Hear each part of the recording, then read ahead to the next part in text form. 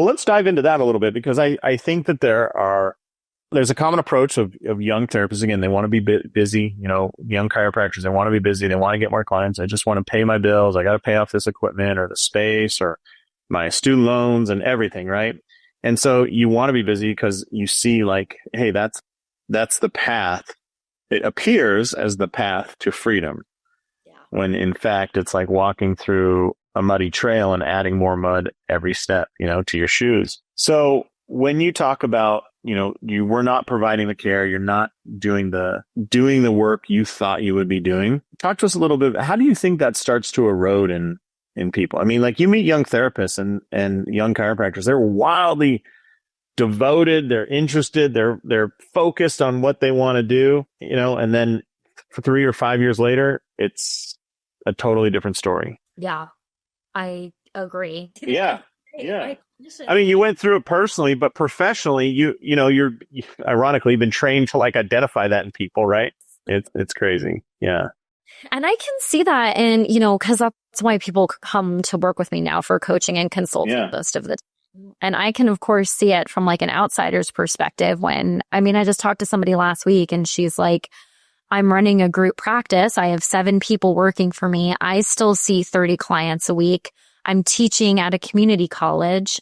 I'm trying to add this other part of my business. I'm like, no, we're not adding things. We're actually going to start taking things away before you start to try and add on, this other location or whatever it is.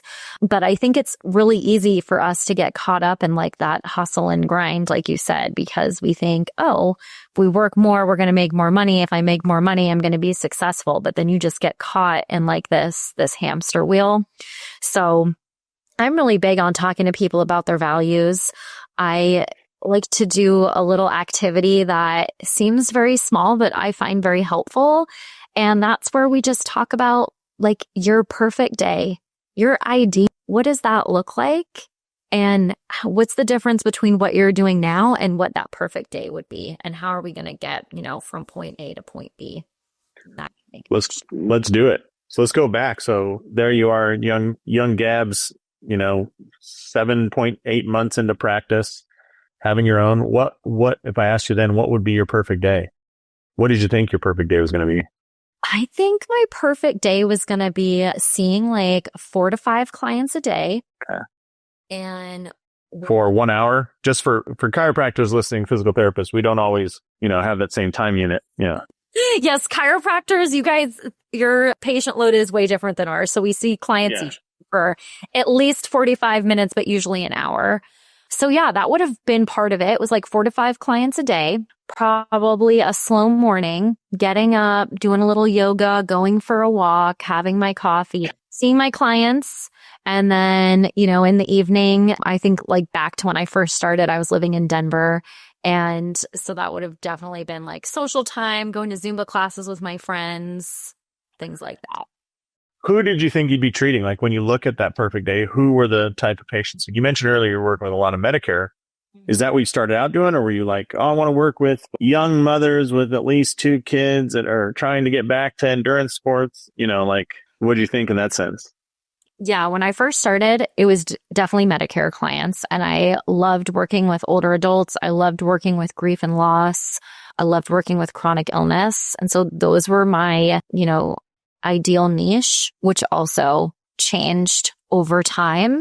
I think that was another breaking point that I also didn't pay attention to, that the type of clients that I wanted to work with had changed. But I was just so kind of stuck in my ways. And, the referral sources that we got were mostly those types of people. So I just kept saying yes when I should have said no. How about dollars? I mean, if you're looking at that perspective of 4 to 5 patients a day, if you're charging them $20 each, there's no way it's going to work. Did you think, I'll be making, I'll be collecting $200 a visit and therefore I'm going to be able to make all my business dreams come true? And then you work with Medicare and they're like, well, here's $35 and a ham sandwich and just smile and say thank you. Right? Like, what was the perspective there? Well, so I made like $125 an hour with Medicare. Okay. Yeah. So that's not, and is that, for 5 patients a day, would that work like in your business model? It did then. That was a face that had changed. Yeah. Okay. All right.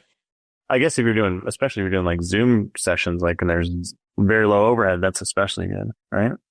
So then you start, that was your perfect day, right?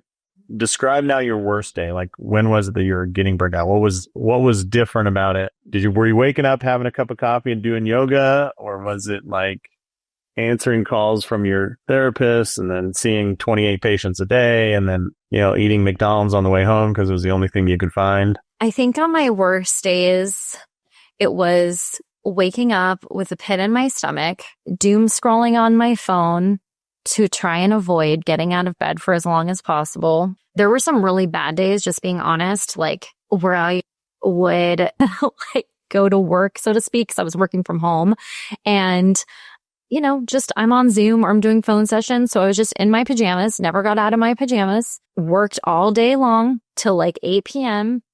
And I'm sleep in those same pajamas and get back up and do it all over again. Yeah.